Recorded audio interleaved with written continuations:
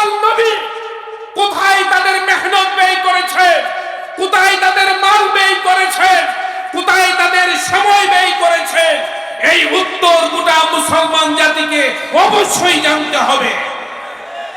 যদি সকল নবীদের জানেন এবং মালের এবং সময়ের মেহনতের সাথে এই মুসলমান জাতির জানের, সময়ের এবং মালের মেহনতের সামঞ্জস্য না হয়, মিল না হয়, গোটা পৃথিবীর মুসলমান আরো মার খাবে, আরো লাঞ্ছিত হবে, আরো বঞ্চিত হবে, আরো নিপীড়িত হবে। বন্ধুগণ, এই জন্য এই প্রশ্নের জবাব আমাদের জানা দরকার। প্রশ্নের জবাব আল্লাহ পাক কোরআনে দান করেছেন, নবীজি হাদিসে পাকে ইরশাদ করেছেন। গোটা পৃথিবীর সকল পয়গম্বর মানুষের কলবের পিছনে মেহনত করেছেন, মানুষের অন্তরের পিছনে মেহনত করেছেন। আলহামদুলিল্লাহ নাহমাদুহু ওয়া নাস্তাঈনুহু ওয়া নাস্তাগফিরুহু ওয়া নু'মিনু বিহি ওয়া নাতাওয়াক্কালু আলাইহি ওয়া নাউযু বিল্লাহি মিন শুরুরি আনফুসিনা ওয়া মিন সাইয়্যাতি আমালিনা। من يهده الله فلا مضل له ومن يضلله فلا هادي له ونشهد أن لا إله إلا الله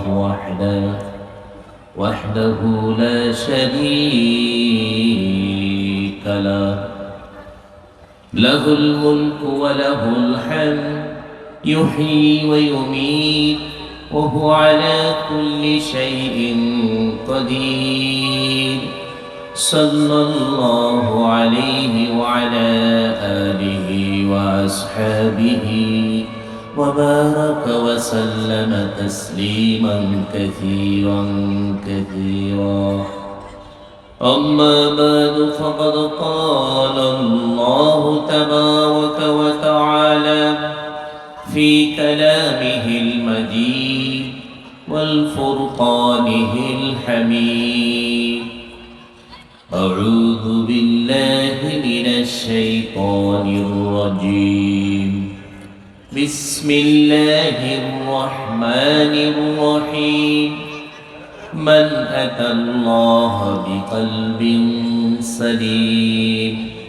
وقال النبي عليه الصلاة والسلام: ألا إن في الجسد مضغة إذا صلحت صلح الجسد كله وإذا فسدت فسد الجسد كله ألا وهي القلب. رواه البخاري أو كما قال عليه الصلاة والسلام. মোহাম্মতের সাথে একবার দুরূদে ইব্রাহিম পড়েন। আল্লাহুম্মা সাল্লি আলা মুহাম্মাদ ওয়া আলা আলি মুহাম্মাদ কামা সাল্লাইতা আলা ইব্রাহিম ওয়া আলা আলি ইব্রাহিম ইন্নাকা হামিদুম মাজিদ। আল্লাহুম্মা বারিক আলা মুহাম্মাদ ওয়া আলা আলি মুহাম্মাদ কামা বারাকতা আলা ইব্রাহিম ওয়া আলা আলি ইব্রাহিম। এই পৃথিবীর সর্বশ্রেষ্ঠ সম্মানিত আম্বিয়া আলাইহিমুসসালাতু ওয়াসসালাম, অতঃপর সম্মানিত বিশ্বের সকল উলামায়ে কেরাম, তারই ধারাবাহিকতায় কোনাবাড়ি উলামা পরিষদ কর্তৃক আয়োজিত আজকের ইসলামী মহাসম্মেলনের দ্বিতীয় কিংবা শেষ দিনের এশারের পদের এই সংক্ষিপ্ত আলোচনায় আপনাদের সকলকে স্বাগত জানাচ্ছি। আমি অত্যন্ত গুরুত্বপূর্ণ একটি বিষয়ের প্রতি আলোকপাত করতে চাই। গোটা বিশ্ব, বিশেষ করে মুসলিম উম্মাহ অত্যন্ত উদাসীন এবং অমনোযোগী যে বিষয়ের প্রতি, এমন একটি বিষয়ের প্রতি আমি আপনাদেরকে একটু নিয়ে যেতে চাই, আপনাদের দৃষ্টি আকর্ষণ করতে চাই। আমি আপনাদের সম্মুখে সর্বপ্রথমই একটা জিনিস জানিয়ে রাখি, গোটা পৃথিবীতে মুসলমানদের একক সংখ্যা প্রায় 250 কোটি। এটাকে বলে ম্যান পাওয়ার, জনশক্তি। এই শক্তিটা হলো দ্বিতীয় পর্যায়ের। গোটা পৃথিবীতে খনিজ সম্পদের প্রায় 60% মালিক হলো মুসলমান। খনিজ সম্পদ যেমন তেল, অকটেন, ডিজেল, যাই বলেন, ওয়েল। গোটা পৃথিবীতে ঘোষিত 2টি, অঘোষিত আরো 3টি দেশে, মুসলমান দেশে পারমাণবিক বোমা রয়েছে। এই 3টি শক্তি থাকার পরও গোটা পৃথিবীতে লাঞ্ছিত জাতির নাম মুসলমান, বঞ্চিত জাতির নাম মুসলমান, নির্যাতন এবং নিপীড়নের শিকার হতভাগা জাতির নাম মুসলমান। লিমা, ওয়াই, কেন? বিবেককে প্রশ্ন করতে হবে, কেন? মুসলমানদের কাছে পারমাণবিক শক্তি আছে। পৃথিবীর মধ্যপ্রাচ্যের 10টি রাষ্ট্র যদি মাত্র 10 বছর তেল রপ্তানি করা বন্ধ করে দেয়, লন্ডনের হিথ্রো বিমানবন্দর থেকে কোনো প্লেন রানওয়েতে যেতে পারবে না। পৃথিবীর কোনো গাড়ির চাকা ঘুরবে না, কোনো মোটর চলবে না। পৃথিবীর সকল বৈজ্ঞানিক যত কিছু আছে, বিজ্ঞানের সকল কিছু থেমে যাবে, স্থবির হয়ে যাবে, পৃথিবী দাঁড়িয়ে যাবে। পৃথিবীর অর্থনৈতিক এবং সকল উন্নতি সব কিছু স্টপ হয়ে যাবে। এত শক্তি মুসলমানদের কে আল্লাহ পাক দান করেছে, তারপরও লাঞ্ছনা গঞ্জনার শিকার গোটা পৃথিবীতে একমাত্র মুসলমান। তার কারণটা কি? তার কারণটা আমি বলবো না, আমাদের নবীজি বলেছেন, কোরআন বলছে। বন্ধুগণ, আদম আলাইহিস সালাতু ওয়াস সালাম থেকে নিয়ে আমাদের নবীজি হযরত মুহাম্মদ সাল্লাল্লাহু আলাইহি সাল্লাম পর্যন্ত তারা পৃথিবীতে এসে কি করেছে, এটা আরেকটি প্রশ্ন। কোথায় মেহনত করেছে, কিসের উপর মেহনত করেছে? পৃথিবীর ধন দরিদ্র থেকে একেবারে ধনকূপ পর্যন্ত, অশিক্ষিত থেকে মহাশিক্ষিত পর্যন্ত, গ্রামের থেকে শহরের সকল মানুষ, সর্বস্তরের মানুষকে আল্লাহ পাক 3টি নিয়ামত সমানভাবে দান করেছেন। কি দিয়েছেন? জান, মাল, সব। সুবহানাল্লাহ। এখন প্রশ্ন করতে পারেন, কেউ তো কোটিপতি, কেউ তো রাস্তার ভিখারি। আল্লাহ রাব্বুল আলামিন প্রত্যেককে তার ভাগ্যের লিখিত, তার তাকদিরে ফাইসালাকৃত আল্লাহ পাক তাকে হায়াত দিয়েছেন, পরিশ্রম করার শক্তি দিয়েছেন, আর তার প্রয়োজন তার জন্য কল্যাণকর অর্থ সম্পদ দিয়েছেন। বন্ধুগণ, এই পৃথিবীর সকল নবী আম্বিয়া আলাইহিমুস সালাতু ওয়াস সালাম তারা কোথায় তাদের জানকে এবং কোথায় তাদের মালকে, কোথায় তাদের সময়কে ব্যয় করেছেন, এই একটি প্রশ্নের উত্তর আজকে গোটা পৃথিবীর মুসলমান জাতিকে জানতে হবে। এটার উত্তর ভালো করে জানতে হবে। সকল নবী কোথায় তাদের মেহনত ব্যয় করেছেন, কোথায় তাদের মাল ব্যয় করেছেন, কোথায় তাদের সময় ব্যয় করেছেন, এই উত্তর গোটা মুসলমান জাতিকে অবশ্যই জানতে হবে। যদি সকল নবীদের জানেন এবং মালের এবং সময়ের মেহনতের সাথে এই মুসলমান জাতির জানের, সময়ের এবং মালের মেহনতের সামঞ্জস্য না হয়, মিল না হয়, গোটা পৃথিবীর মুসলমান আরো মার খাবে, আরো লাঞ্ছিত হবে, আরো বঞ্চিত হবে, আরো নিপীড়িত হবে। বন্ধুগণ, এই জন্য এই প্রশ্নের জবাব আমাদের জানা দরকার। প্রশ্নের জবাব আল্লাহ পাক কোরআনে দান করেছেন, নবীজি হাদিসে পাকের সাথ করেছেন। গোটা পৃথিবীর সকল পয়গম্বর মানুষের কলবের পিছনে মেহনত করেছেন, মানুষের অন্তরের পিছনে মেহনত করেছেন। রাজমিস্ত্রি কাঠের উপর মেহনত করে দামি ফার্নিচার বানায়, একজন রাজমিস্ত্রি সুন্দর প্রাসাদ বানিয়ে ফেলে। বন্ধুগণ, এমনি ভাবে কৃষক মেহনত করে জমিন থেকে সুজলা শস্য শ্যামলা ফসল ফলায়, এমনি ভাবে মানুষ যেখানে মেহনত করে, যেই জিনিসে মেহনত করে, ওই জিনিসটা দামি হয়ে যায়, সুন্দর হয়ে যায়। আমার প্রশ্ন হলো, সকল নবীরা তাদের মেহনতটা কোথায় করেছেন? উত্তর একটাই, সকল নবী মানুষের কলবের পিছনে মেহনত করেছেন, মানুষের অন্তরের পিছনে মেহনত করেছেন। নবীদের কাছে এমন জ্ঞান ছিল, আজকে বিজ্ঞান যা আবিষ্কার করেছে তা হাজার হাজার বছর আগে তার চেয়ে শতগুণ আশ্চর্যজনক এবং অত্যন্ত ওয়ান্ডারফুল জিনিস তারা আবিষ্কার করতে সক্ষম ছিলেন। কিন্তু নবীরা এই ক্ষণস্থায়ী দুনিয়ার কোনো জিনিস বানান নেই, তারা পারমাণবিক বোমা বানানোর পিছনে পড়েন নেই, তারা ফাইটার জঙ্গি বিমান বানানোর পিছনে পড়েন নেই, তারা এমনি ভাবে স্যাটেলাইট আবিষ্কারের পিছনে পড়েন নেই, তারা মানুষের অন্তঃকরণের পিছনে মেহনত করেছেন, কলবের পিছনে মেহনত করেছেন। যেমনি রাহমাতাল লিল আলামিন মুহাম্মদুর রাসূল সাল্লাল্লাহু আলাইহি ওয়াসাল্লাম, তিনি ছিলেন সকল নবীদের ইমাম, সাইয়্যিদুল মুরসালিন, আল্লাহর পরে যার সম্মান, যার জ্ঞান গরিমা সবচেয়ে বেশি মানব কুলে, নবী কুলে, তিনি কিন্তু তার মেহনতকে কোনো কাঠের উপরে ব্যয় করেন নাই, কোনো লোহার উপরে ব্যয় করেন নাই, কোনো মাটির উপরে তার মেহনত ব্যয় করেন নাই।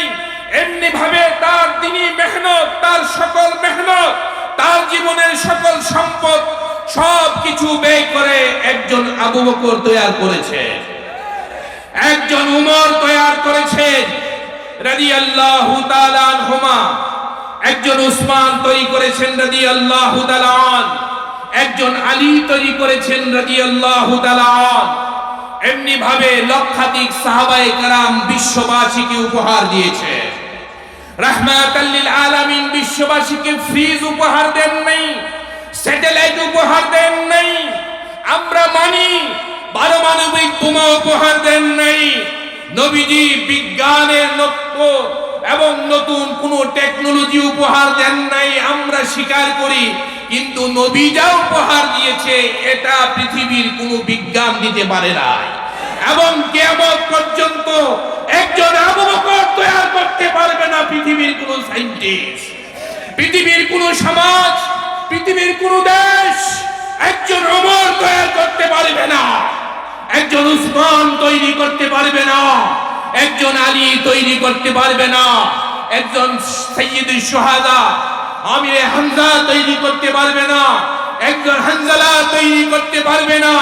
রাহমাতাল লিল আলামিন গোটা পৃথিবীকে মানুষ উপহার দিয়েছে, যে মানুষের জন্য আল্লাহ পাক ওয়াইদ ক্বালা রাব্বুকা লিল মালাইকাতি ইন্নী জাইলুন ফিল আরদি খলিফা, যেই মানুষকে পৃথিবীতে আল্লাহ খলিফা করে বানানোর ঘোষণা কোরআনে দিয়েছেন, যেই মানুষকে আল্লাহ রাব্বুল আলামিন গোটা পৃথিবীতে ইনসাফ কায়েমের জন্য পাঠিয়েছেন, সকল জুলুম, নির্যাতন, নিপীড়ন, নির্যাতনের মূলোৎপাটন করে একটা সুন্দর পৃথিবী ইনসাফে ভরপুর, ভালোবাসায় ভরপুর কায়েম করার জন্য পাঠিয়েছেন।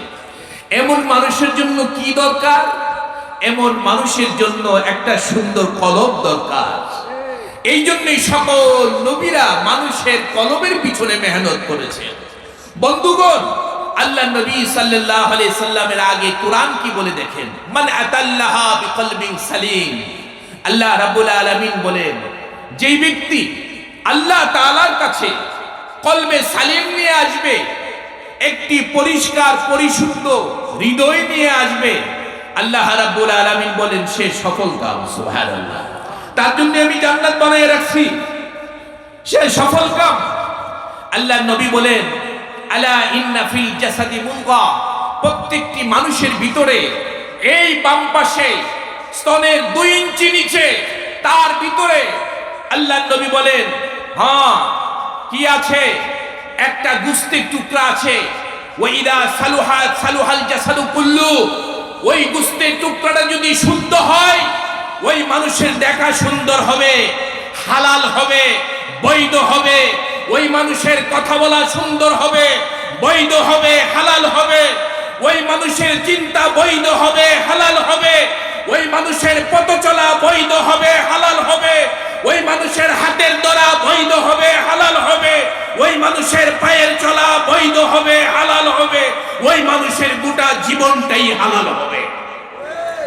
আর যদি ওই গোশতের টুকরাটা ওই ফাসাদাল জাসাদু কুল্লু, ওই গোশতের টুকরাটা যদি নষ্ট হয় তাহলে তার চোখের দেখা নষ্ট। অন্যের বউ দেখবে, শুধু বেগানা নারী দেখবে, সুদ খাবে, ঘুষ খাবে, মিথ্যা বলবে, মিথ্যা সাক্ষী দিবে, নাপে কম দিবে, ওজনে কম দিবে। সকল খারাপই তার দ্বারা সংগঠিত হবে। আর যেই জিনিসটা নষ্ট হয়ে গেলে একটা মানুষের জীবনের সকল ব্যবহার সবকিছু নষ্ট হয়ে যায়। আল্লাহ নবী বলেন আলা ওয়াহিয়াল কলব, ওইটার নাম হলো কলব। ওইটার নাম কি? ওইটার নাম কলব। দোস্ত, বুজুর্গ, আহবাব, সম্মানিত হাজিরিন, এই কলবের পিছনে মেহনত করে নবীরা যেমনি সাহাবায়ে কেরাম তৈরি করেছেন, এই বাংলাদেশে এক শ্রেণীর উলামায়ে কেরাম রয়েছেন, এক দল উলামায়ে কেরাম রয়েছেন যাদেরকে শায়েখ বলা হয়, যারা আল্লাহওয়ালা, সাহেবে ইলম, ইলমে নাফের অধিকারী এবং সাহেবে দিল, এবং যারা আল্লাহওয়ালা, তাদের দায়িত্ব হলো মানুষের কলবের পিছনে মেহনত করে ওই কলব থেকে 10টা নাপাকি বের করে দেওয়া। মানুষের কলবে সর্বমোট কয়টা নাপাকি আছে? 10টা নাপাকি আছে। এই কলবের ভিতরে প্রথম যেই নাপাকি, সেই নাপাকির নাম হইল অহংকার। সকলে বলেন সেই নাপাকির নাম কি? অহংকার। বলুন তো দেখি, নমরুদ কেন নিজেকে আল্লাহ দাবি করেছিল? অহংকারের কারণে। ফেরাউন কেন নিজেকে আল্লাহ দাবি করেছিল? অহংকারের কারণে। হাজ্জাজ বিন ইউসুফ কেন গোটা পৃথিবীতে লক্ষ লক্ষ মানুষকে খুন করেছিল? ক্ষমতা টিকিয়ে রাখার জন্য। জবাব হলো অহংকারের কারণে। সদ্য প্রয়াত পলাত বিতাড়িত সরকারও ধ্বংস হয়েছে অহংকারের কারণে। মেরে ভাই মুহতারাম, মনে রাখবেন, এটা হলো মানুষের এই কলবের উম্মুল আমরাজ। কলবের মধ্যে যতগুলো রোগ আছে, মানুষকে যেই সকল কলবের বেদি, আত্মার বেদি ধ্বংস করে, আলেমকে ধ্বংস করে, হাফেজকে ধ্বংস করে, সাধারণ মানুষকে ধ্বংস করে, সর্বস্তরের মানুষকে যেই অন্তরের বেদিগুলো ধ্বংস করে, ওই বেদিগুলোর মধ্যে সর্ববৃহৎ, সর্বশক্তিশালী, সবচেয়ে মারাত্মক বেদির নাম হইল অহংকার। বন্ধুগণ, আমাকে যখন বলে আমি শেষ করে দিব, আমার কোনো লিমিটেশন নাই, আমার কোনো চাওয়া পাওয়া নাই। যখন বলবে আমি তখনই শেষ করে দিব। আমি বলছি, দেখেন, আমাদের এই জগতে সকল নবীদের ভিতরে সব গুণ ছিল, কিন্তু তারপরও আমাদের নবীর সাথে অন্য কোন নবীকে তুলনা করা যাবে না। সকল নবীদের ভিতরে বিনয় ছিল, তারা অহংকার মুক্ত ছিলেন, কিন্তু আমাদের নবী কি এতটা বেশি বিনয়ী ছিলেন, যার উপমা একমাত্র আমাদের নবী নিজেই, তার সাথে আর কাউকে উদাহরণ হিসাবে সমপর্যায়ে আনা যাবে না। শামায়েলে তিরমিজি সহ সিরাতের সকল কিতাবে আছে, সিরাত ইবনে হিশাম, আল বাদায়া ওয়ান নিহায়া, মুগলতাই এবং রাহিকুল মাকতুম সহ শীর্ষস্থানীয় সিরাতের সকল কিতাবে আছে, নবীজি সাল্লাল্লাহু আলাইহি সাল্লাম সব সময় নিজে আগে সালাম দিতেন। কি করতেন? আগে সালাম দিতেন। এমপি রেডি হয়ে থাকে, তাকে তার নিচের যে যিনি মন্ত্রী তিনি প্রস্তুত থাকেন, এমপিরা তাকে সালাম দিবে। এমপিরা এলাকাতে গেলে রেডি হয়ে থাকে, অন্যান্য চেয়ারম্যানরা তাকে সালাম দিবে। চেয়ারম্যান প্রস্তুত থাকে, মেম্বাররা তাকে সালাম দিবে। এইভাবে যারা উপরে আছে তারাই সবসময় প্রস্তুত থাকে, তাদের নিচের স্তরের লোকেরা তাকে সালাম দিবে। অথচ সর্বগুণে আল্লাহর পরে যিনি শ্রেষ্ঠ, তিনি এই শিক্ষাই দিয়ে গিয়েছেন, যার কাছে ইলম বেশি, আমল বেশি, আখলাক বেশি, যিনি যত ভালো, যিনি যত উত্তম, যিনি যত সম্ভ্রান্ত, তিনি সবার আগে সালাম দিবে। বন্ধুগণ, নবীর আদর্শ থেকে দূরে গেলে আমাদের ক্ষতির কোনো আর শেষ নাই। আমরা নবীর আদর্শ থেকে অনেক দূরে চলে গিয়েছি।